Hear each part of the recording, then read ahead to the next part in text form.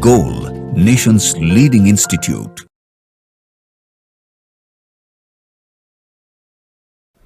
Hello students, myself Deepak Deep and I am going to discuss solution of All India Test Series Minor Test Second जो हुआ था आपका 18 फरवरी 2024 को। Physical chemistry का portion discuss करूंगा मैं और फिजिकल केमिस्ट्री का पहला क्वेश्चन शुरू होता है क्वेश्चन नंबर 52 से। बोर्ड पे जैसा है आप देखिए क्वेश्चन नंबर 52। क्वेश्चन नंबर 52 है रेट किसी रिएक्शन का दिया हुआ है के ए का पावर हाफ बी का पावर 3/2 एंड कह रहा है overall order of reaction for the given reaction rate expression. बहुत सिंपल क्वेश्चन है केमिकल काइनेटिक्स का। आपको पता है कि ऑर्डर जो होता है वो पावर का सम होता है, तो ये क्वेश्चन पूरी सारे स्टूडेंट से हुआ होगा, सब लोगों ने किया होगा। ये आंसर हो जाएगा इसका order of reaction n is equal to 1/2 और plus 3/2 and that will be second order reaction. n की वैल्यू 2 आ जानी है। तो 52 बहुत सिंपल क्वेश्चन था। आपको पता है कि रेट लॉ एक्सप्रेशन में जो कोएफिशिएंट का पावर होता है वो हमारा ऑर्डर ऑफ रिएक्शन हो जाता है। नेक्स्ट क्वेश्चन पे मूव करते हैं हम लोग। नेक्स्ट क्वेश्चन है हमारा क्वेश्चन नंबर 56। कह रहा है the first order rate constant for the decomposition of ethyl iodide for the reaction. एक रिएक्शन दिया हुआ है एट 600 केल्विन इज 1.60 इंटू 10⁻⁵ पर सेकेंड। एक्टिवेशन एनर्जी दिया हुआ है। आप देखिए डेटा पहले क्या क्या दिया हुआ है, अगर ध्यान से तो हम लोग डेटा हाईलाइट करते हैं। एक्टिवेशन एनर्जी इज गिवन, दो टेम्परेचर दिया है, एक 700 केल्विन और एक 600 केल्विन, और दूसरा डेटा है आपका एक के की वैल्यू। हमारे पास आर्हेनियस इक्वेशन का डेराइव्ड फॉर्म जो है log k2 by k1 वाला रिलेशन वो हम यूज करते हैं। log k2 by k1 is equal to EA divided by 2.303 R 1 by T1 minus 1 by T2। तो हम यहां से k2 निकालने की कोशिश करेंगे, k1 गिवन है। वैल्यू पुट किया जाए तो it will be log k2 divided by k1 की वैल्यू 1.60 इंटू 10⁻⁻⁵ ये पर सेकेंड में है तो दूसरा भी पर सेकेंड में आएगा and that is equal to 209 kilo joule है तो 10⁻³ कर दिया डिवाइडेड बाई 2.303 इंटू 8.314 और 1/600 माइनस 1/700 ये हमने सॉल्व करना है और यहां से k2 आएगा। तो अगर हम ये पूरा सॉल्व करते हैं तो अगर आप मैथमेटिकली इसको सॉल्व करते हैं तो log k2 बाई 1.6 इंटू 10⁻⁻⁵ की वैल्यू 2.6 आ जाती है, अप्रॉक्स 2.5958 के आसपास, वेरी क्लोज टू 2.6। आप कैलकुलेट करके देखें इसको। तो हम 2.6 को लिख सकते हैं बच्चे 2 + 0.6, ये क्लास में आपको बताया जाता है, और 2 को लिखा जा सकता है log 10⁻² और log 6 को लिखा जा सकता है log 4, लिखा जा सकता है log 4 मल्टीप्लाइड बाई 10⁻²। और अब हम दोनों साइड एंटी लॉग ले लेंगे तो लॉग हट जाएगा, तो k2 हमारा आ जाएगा k2 is equal to 1.6 into 10⁻⁵ multiplied by 4 into 10⁻², और 6.4 हो जाता है 10⁻⁻3, तो 6.4 इंटू 10⁻⁻3 के क्लोज 6.36 है। तो ये आंसर हमें करना चाहिए 56 का answer third. 56 is a good question, lengthy question कह सकते हैं, कैलकुलेटिव है, कैलकुलेशन में टाइम लगेगा। तो होप ये आपने किया हो। अगर किसी बच्चे से गलती होगी तो मैं हाईलाइट करता हूं, गलती की जगह बस और बस ये वाला पोर्शन है। आपको ये कैलकुलेशन ध्यान से समझना चाहिए कि ये कैसे कैलकुलेट करेंगे हम। एक्सपेक्टेड है कि ये 2.6 को हम लोगों ने 2 + 0.6 क्यों लिखा, log 10⁻² log 4 क्यों लिखा, log a + log b log a into b कर दिया और either of side anti log लिया, तो ये log हट जाएगा, तो k2 की वैल्यू हमने मिल जानी है। तो ये था क्वेश्चन नंबर 56। नेक्स्ट क्वेश्चन आप देखिए क्वेश्चन नंबर 59। क्वेश्चन नंबर 59 है decomposition of hydrocarbon, follow the equation, और k की वैल्यू दी है। फिर से आर्हेनियस इक्वेशन, आपको पता है आर्हेनियस इक्वेशन कहा जाता है k is equal to a exponential minus EA by RT in kelvin. तो ये के रेट कांस्टेंट है, ये वैल्यू दी हुई है। अगर मैं उस वैल्यू को लिखूं तो इसने दिया है क्वेश्चन में 4.5 इंटू 10⁻11 पर सेकेंड एक्सपोनेंशियल -28,000 और divided by T in kelvin. तो ये के तो यूनिट की बात है, हम इसको इग्नोर करते हैं। तो ये 28,000 बाई टी ऐसा दिया है। हम समझ पा रहे हैं कि ये दोनों वैल्यू सेम है जी। तो हमें समझ में आ गया कि -EA by RT is actually -28,000 by T. T is cancelled by T, तो माइनस माइनस कैंसल हुआ, तो EA की वैल्यू हो जानी है 28,000 मल्टीप्लाइड बाई 8.314।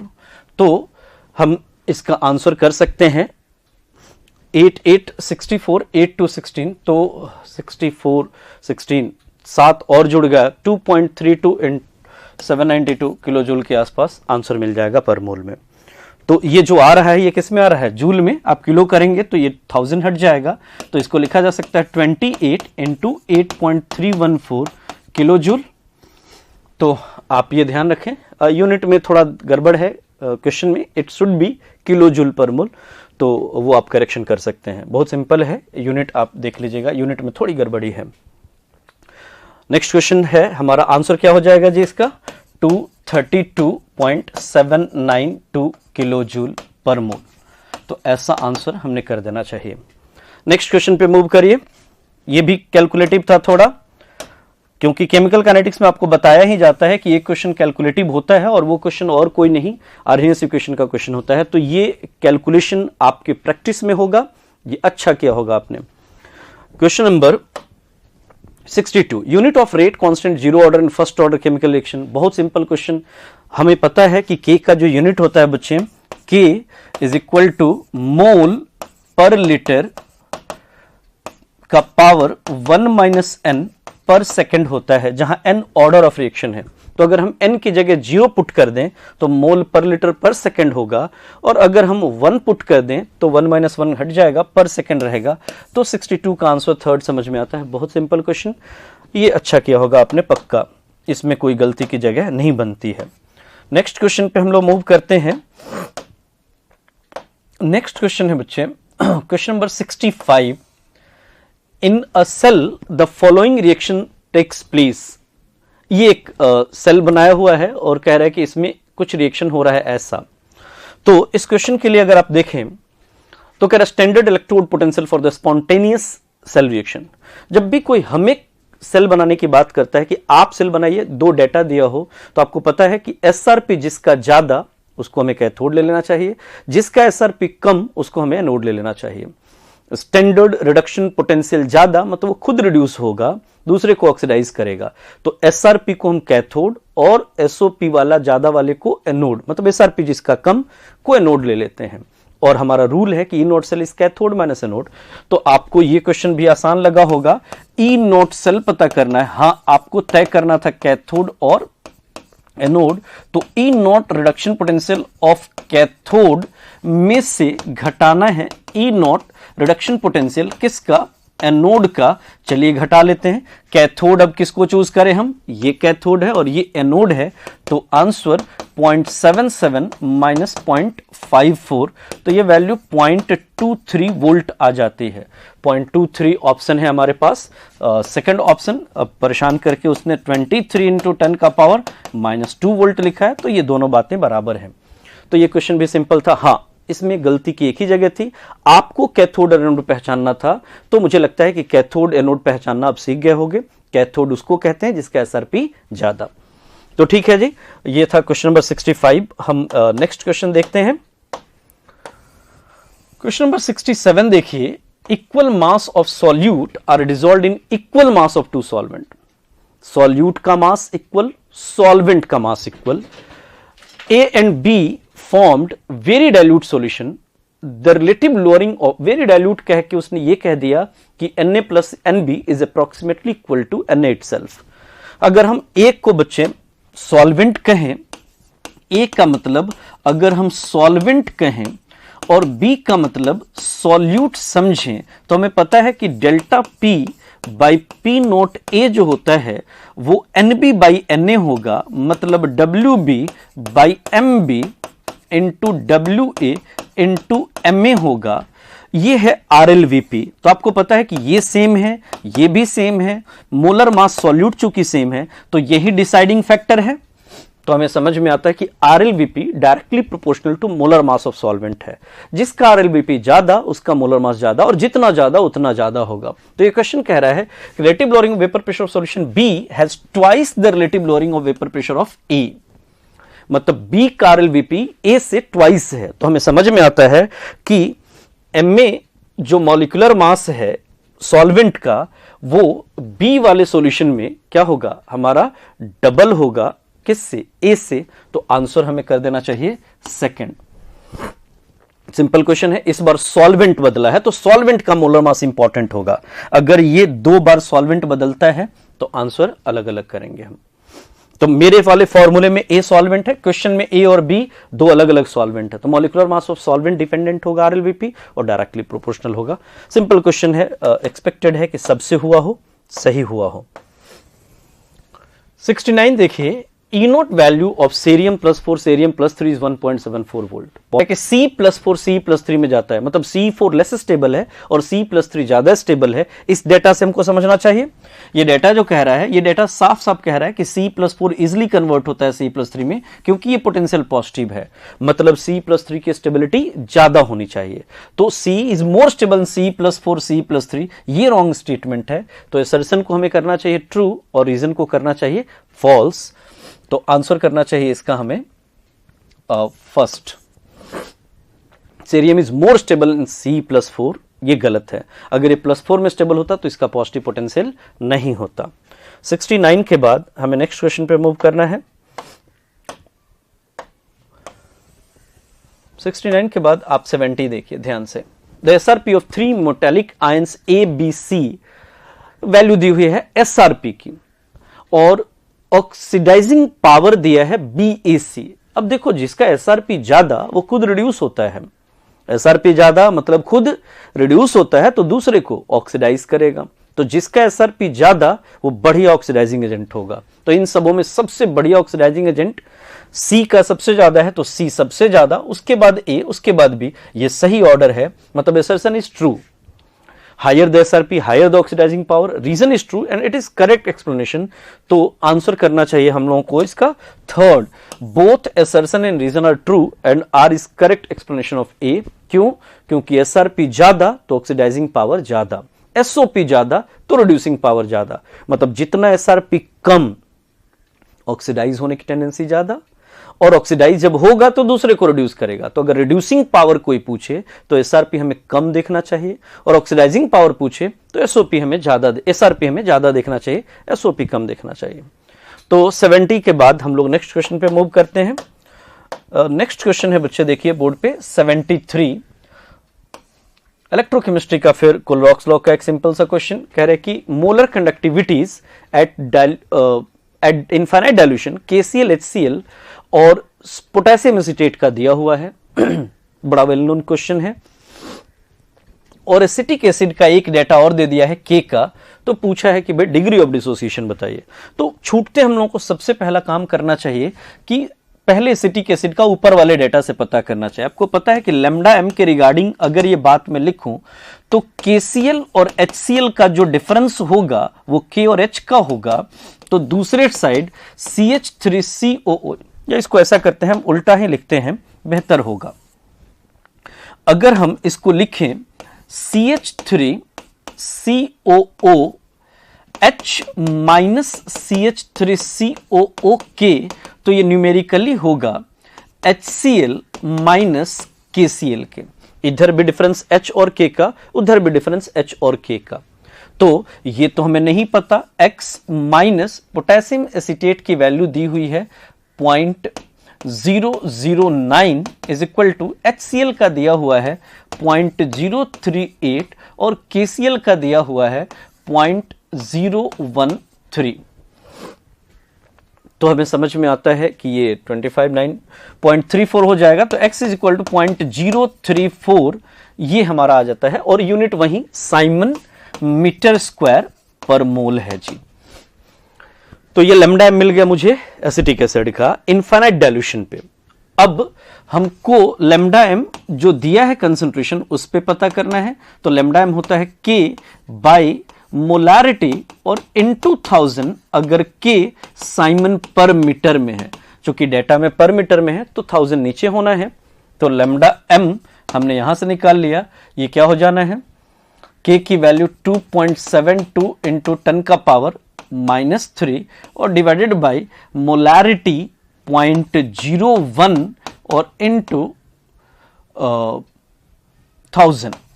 तो ये देखिए अगर 1000 को इससे मल्टीप्लाई किया तो बच गया हमारा 10 और 10 का पावर -4 हो जाएगा। तो ये आ जाएगा 2.72 इंटू 10 का पावर -4। ये एक सिंपल कैलकुलेशन। और अब अल्फा पूछा है तो अल्फा बराबर होता है lambda m by lambda m not. अगर परसेंटेज पूछा है तो इनटू 100% भी करेंगे। तो पहले ये अगर हम करते हैं तो ये वैल्यू हो जाती है lambda m by lambda m not की 2.72 इंटू 10 का पावर -4 और डिवाइडेड बाई जो वैल्यू हमने निकाली थी इधर 0.034 मतलब 3.4 इंटू 10 का पावर -2। तो ये बच जाएगा 0.8 इंटू 10 का पावर -2, 0.8 इंटू 10 का पावर -2 मल्टीप्लाई करते हैं अगर 100 से तो आंसर 0.8 हो जाएगा।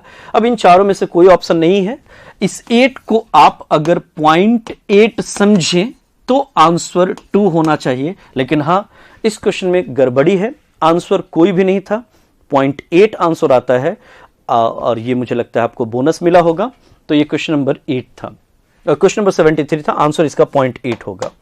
नेक्स्ट क्वेश्चन देखिए, question number 72, 0.2 molar aqueous solution of KCl is isotonic with 0.2 molar K2SO4।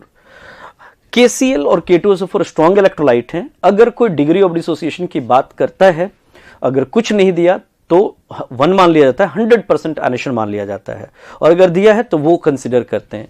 तो चूंकि KCl के बारे में इसने कुछ नहीं बोला और K2SO4 का उसने पूछ लिया वांट ऑफ फैक्टर, तो इसका वांट ऑफ फैक्टर हमें 2 मानना होगा, कंप्लीट एनेशन मानना होगा। तो हमें पता है कि π1 बराबर है π2 के, मतलब I1C1 बराबर है I2C2 के, RT कैंसिल हुआ तो 2 multiplied by 0.2 is equal to I multiplied by C2 again 0.2। तो 0.2 इज कैंसिल्ड बाई 0.2, तो वांट ऑफ फैक्टर 2 हमें मिल जाता है। वेरी सिंपल क्वेश्चन, तो ये सब लोगों से हुआ होगा। नेक्स्ट क्वेश्चन पे आ जाइए, क्वेश्चन नंबर 80 देखिए ध्यान से। In the reaction in the mixture A B components of negative deviation. कैसा डेविएशन? Negative deviation. तो नेगेटिव डेविएशन उसको कहते हैं जिसमें वेपर प्रेशर ऑब्जॉर्ब्ड हमें कम मिलता हो एक्चुअल से, थियोरेटिकल से। अगर हम कहें डेल्टा वी मिक्सिंग तो लेस देन 0 मिलता हो, अगर हम कहें डेल्टा एच मिक्सिंग वो भी लेस देन 0 मिलता है। अगर कोई कहता है ए बी इंटरेक्शन के बारे में तो ए बी इंटरेक्शन क्या होना चाहिए? अगर नेगेटिव डेविएशन है तो ए बी इंटरेक्शन स्ट्रॉन्ग हो चुका होना चाहिए। तो ए बी स्ट्रॉन्ग किससे? तो ए बी बी बी और ए से स्ट्रॉन्ग हो जाना चाहिए। तो A B interaction is stronger than A और it should be B B interaction, और तब हमें आंसर 4th करना चाहिए। तो एटी में थोड़ा सा मिसप्रिंटिंग जैसी चीज है, ए बी जहां लिखा उसको आप बी बी समझिए और आंसर 4th। और मुझे लगता है कि ये करेक्शन आपने खुद से कर लिया होगा और आंसर आपने 4th किया होगा। तो ये क्वेश्चन नंबर 80 था। 80 के बाद हम लोग नेक्स्ट क्वेश्चन पे मूव करते हैं, 81। क्वेश्चन नंबर 81 है, the freezing point of a solution prepared from 1.25 gram non electrolyte 20 gram water 271.9 if the molar depression constant is 1.86 kg Kelvin per mole then the molar mass of solute will be। देखो ऐसे questions में हमें सबसे पहले तो delta TF की बात करनी है और डेल्टा टीएफ का फॉर्मूला अप्लाई करना है।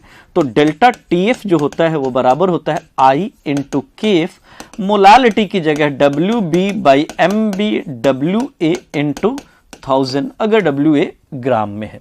वैल्यू पुट करते हैं तो ये 271.9 और 273 का डिफरेंस हमने यहां पुट करना है। आई की वैल्यू नॉन इलेक्ट्रोलाइट है, केएफ की वैल्यू 1.86, डब्ल्यूबी की जगह पे हमने पुट कर देना है 1.25 ग्राम, molar mass of solute we don't have, और कितने ग्राम में डाला है जी, 20 ग्राम वाटर में डाला है इनटू 1000। जब ये सॉल्व किया तो सॉल्व करके हमारा एमबी जो आता है वो 105.68 आता है, और आंसर हमें 81 का 1 कर देना चाहिए। तो 81 का फर्स्ट आंसर टिक करते हैं। नेक्स्ट क्वेश्चन देखिए 82, the rise in boiling point of a solution containing 1.8 gram glucose in 100 gram of solvent is 0.1 degree Celsius. बहुत बेसिक क्वेश्चन, फिर से वैसे ही delta T B is equal to क्या बच्चे, i into K B into M. Glucose is again non electrolyte, तो i की value 1 हो जानी है। डेल्टा टी बी बोला है 0.1, आई की वैल्यू हमें 1 रखनी है, केबी की वैल्यू पूछ रहा है वो, और molality 1.8 divided by 180 multiplied by 100 और मल्टीप्लाइड बाई 1000 हो जाना है। ये 000 से कैंसिल हो जाना है, तो ये 0.1, तो केबी की वैल्यू 1 समझ में आती है, तो 1 केल्विन पर मोलल हमने ये टिक करना चाहिए। 82 का आंसर सिंपल है, इसमें कैलकुलेशन भी नहीं है, तो एक्सपेक्टेड है, सब लोगों ने सही किया होगा। 82 के बाद नेक्स्ट क्वेश्चन देखिए 86 है, a gas X at 1 atmosphere, a gas X at 1 atm is bubbled through a solution containing mixture of 1 molar Y, 1 molar Z. SRP XYZ का ऑर्डर दिया हुआ है, ये ऑर्डर आप ध्यान से देखिए। फिर से वैसे ही क्वेश्चन, SRP डेटा अगर हम लोगों को दिया हो और ऑक्सीडाइजिंग पावर, रिड्यूसिंग पावर, कौन किसको ऑक्सीडाइज कर पाएगा, कौन किसको रिड्यूस कर पाएगा, टाइप की बात हो, तो हमें दिख रहा है कि SRP सबसे ज्यादा Z का है, मतलब Z बेस्ट ऑक्सीडाइजिंग एजेंट हुआ, जिसका एसआरपी ज्यादा, मतलब Z can oxidise Y and X both, Y can oxidise X but not Z, X can not oxidise anyone. तो आंसर हम अगर देखें तो सारा आंसर Y के फॉर्म में है, तो हमने क्या इंटरप्रिटेशन निकला कि Y X को तो ऑक्सीडाइज कर सकता है लेकिन Z को ऑक्सीडाइज नहीं कर सकता, तो ऐसा ऑप्शन है Y will oxidise X and not Z, तो ऐसा ऑप्शन हमारे पास फर्स्ट है। 86 का आंसर हमें क्या कर देना चाहिए, Y will oxidise X but not Z, Z can oxidise both, तो फर्स्ट आंसर 86 का टिक करते हैं। 86 के बाद हम नेक्स्ट क्वेश्चन पे मूव करते हैं 89, at 25 degree Celsius vapor pressure of pure liquid A is 100 torr while that of pure liquid B is 40 torr। Simple question है, राउल्स लॉ का बेसिक क्वेश्चन, आपको फॉर्मूला लगाना है PS is equal to P not A into chi A और plus P not B into chi B, और answer मिलेगा।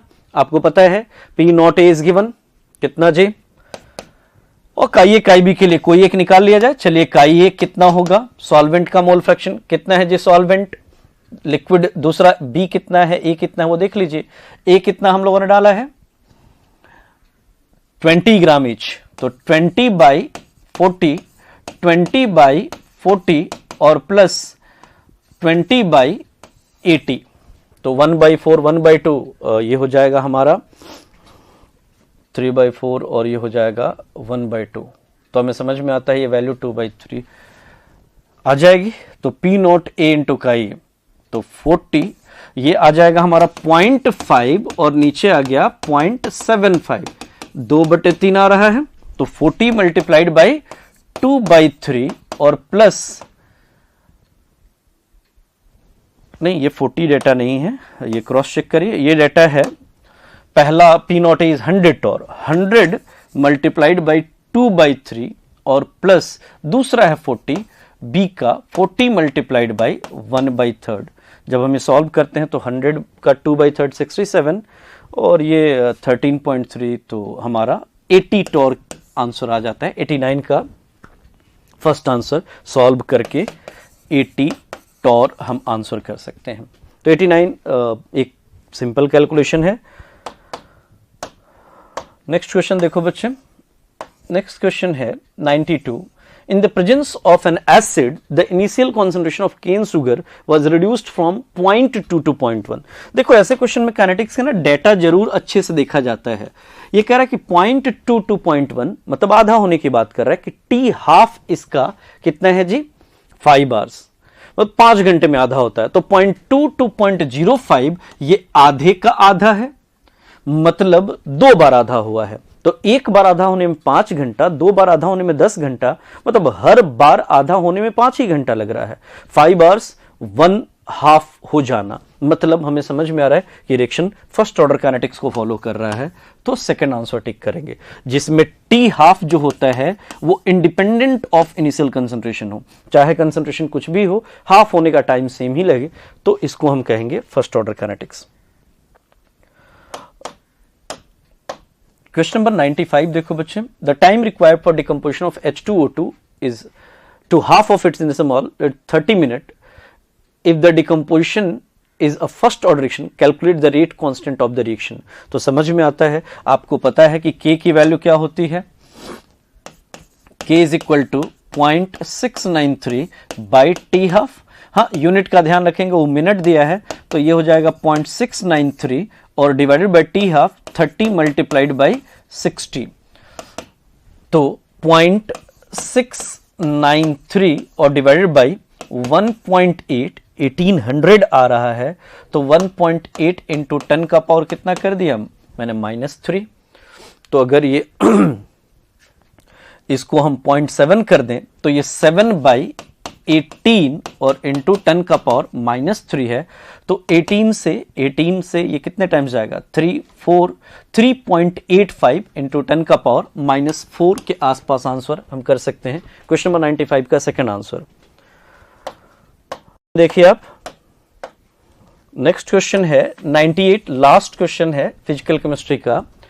98 है, if the solubility product of CuS is 6 into 10 का power -6, calculate the maximum molarity of cupric sulphide. अब अगर KSP की value इसका लिखें हम, तो ये क्यूप्रिक की कॉन्सेंट्रेशन मल्टीप्लाइड बाई सल्फाइड की कॉन्सेंट्रेशन होगी, मतलब KSP S² होगा। तो S की वैल्यू सिंपल √KSP हो जानी है। तो आंसर 6 इंटू 10 का पावर -6 का अंडर रूट ये 2.45 इंटू 10 का पावर -3 एज पर डेटा होता। लेकिन जहां तक तुम्हें पता है कि ये जो वैल्यू है उसमें एरर है। ये जो सॉल्युबिलिटी प्रोडक्ट है KSP, ये 10 का पावर -6 ना होकर 10 का पावर -16 होता है, तो इसलिए आंसर फर्स्ट होगा। वैसे अभी के लिए तो इन चारों में कोई ऑप्शन नहीं था। अगर आप करेक्शन कर पाए होंगे तो आंसर आपने फर्स्ट किया होगा। वैसे ये भी क्वेश्चन आपको बोनस मार्क मिला होगा, क्योंकि इस चारों में से कोई आंसर एज पर अवेलेबल डाटा नहीं आ रहा था। एक्सपेक्टेड है बहुत अच्छा किया आपने पेपर। Thank you.